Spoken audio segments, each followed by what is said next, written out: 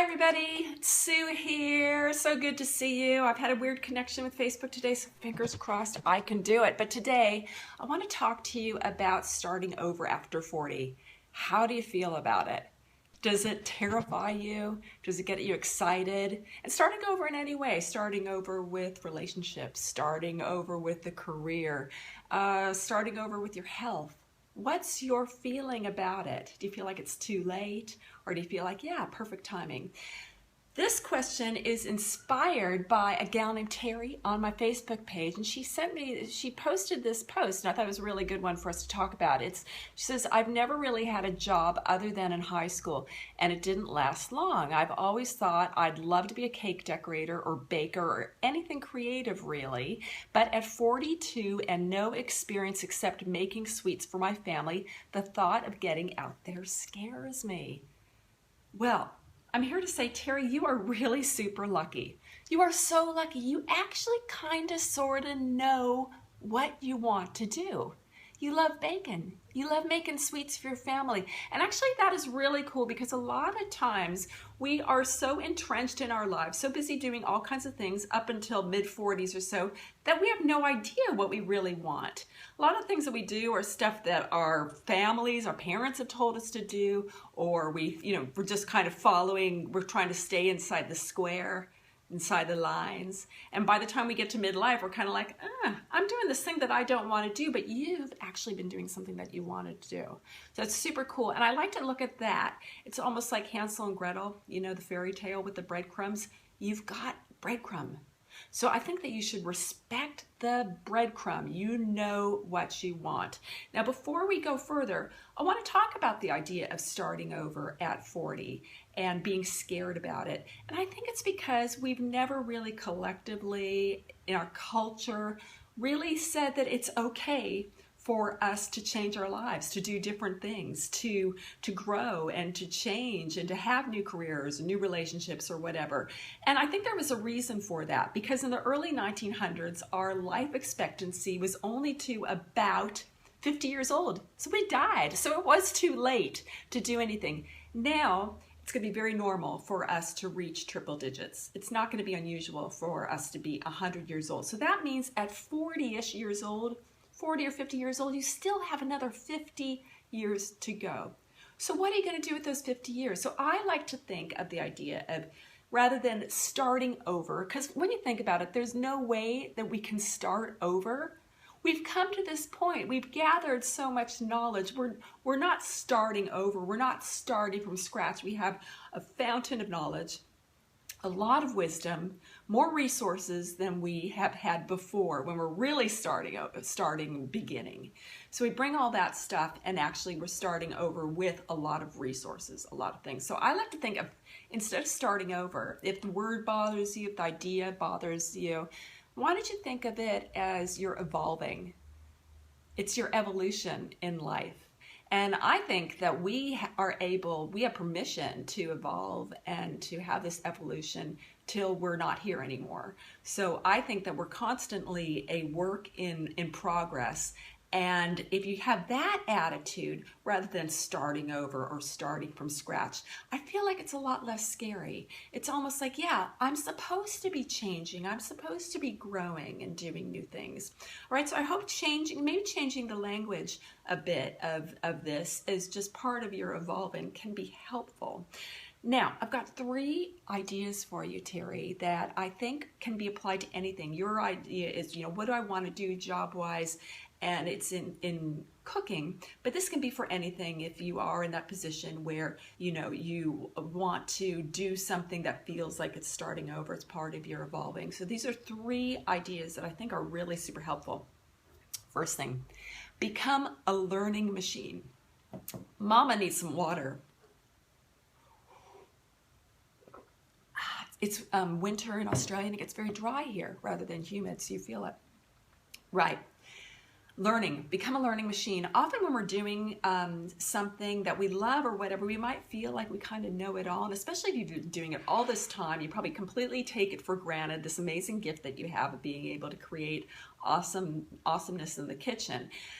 It might be a good idea to really push yourself in the learning department. So that can mean taking a class, or it can mean signing up for a chef's newsletter, or it can mean taking part in Instagram challenges, or it can mean taking your sweets and breaking them down. Like, can you make a gluten-free version, or can you make a paleo version, or can you make a version of those sweets without any refined sugar? Oh my God. So, start pushing yourself to learn. I think this one is especially important for those of us that are going through new career challenges. You have to be, or new career chapters, you have to be willing to invest in yourself, invest in your education. So that might mean money, or it might mean time, but it has to be something that is going to expand your brain, teach you things that you never knew. It's crucial for the next step of learning, especially if you want to turn something that you have a passion for into a job. Start learning.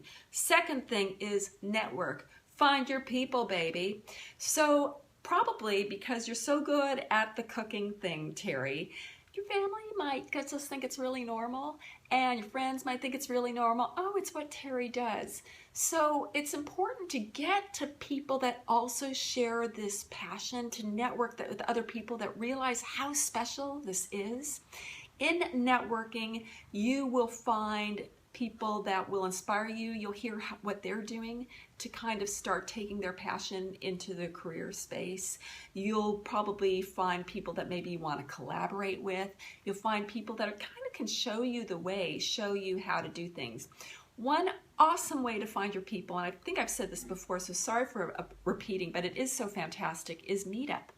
Meetup.com, it's a global organization where you can meet your people in any subject. And I just did a quick little search on Meetup this morning, and there's actually a food and drink section with every kind of group that you could think of. So there was like a tea drinking group, there was a cake making group, there was a a wine drinking group, just all kinds of groups. And what you do is you just sign up for these groups. They're completely free usually, except for maybe what you have to pay for the food.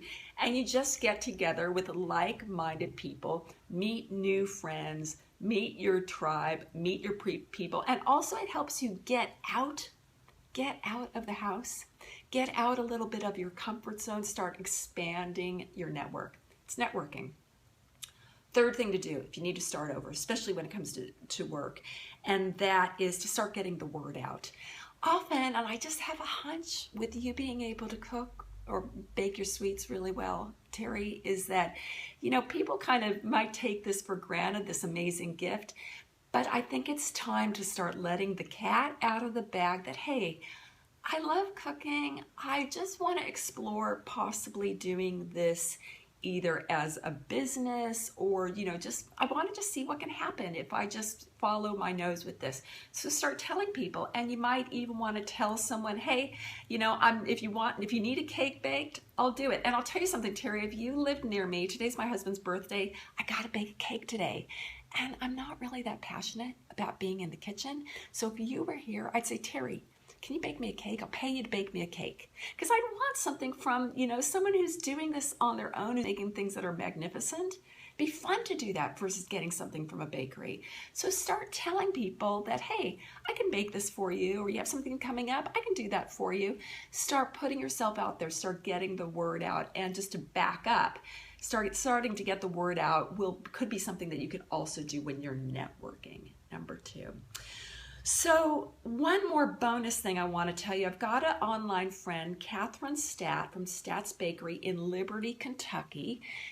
Catherine and her husband Blaine have a bakery there, and they actually did not have any experience in the bakery business. It was just kind of a passion and an idea to move to a small town in America, obviously in America, in Kentucky, and just see what happens. And now they've got a thriving, super cool bakery. And Kat also puts lots of her beautiful photos of the food that she makes online.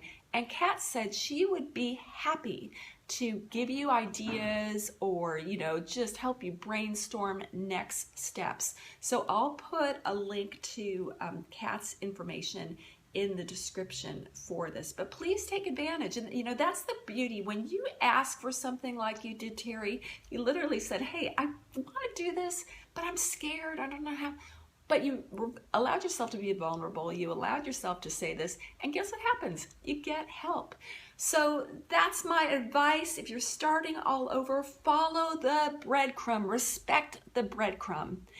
Follow that passion and look at it as part of evolving. You're trying to get to that passion. You're really trying to get to the heart of who you are.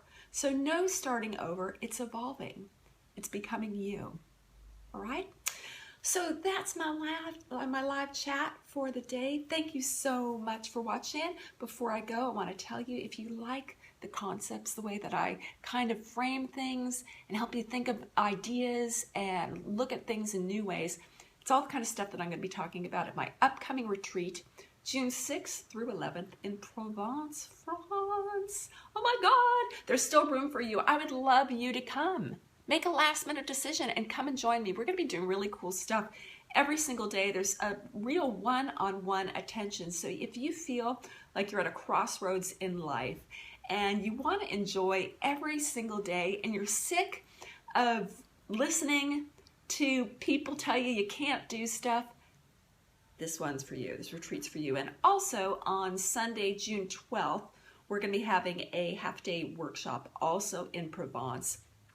All of this takes place just outside Aix-en-Provence at Ashtanga Yoga Shala Provence. So there's a combination of yoga and coaching kind of stuff, and of course, just French Village business. So it's going to be fantastic.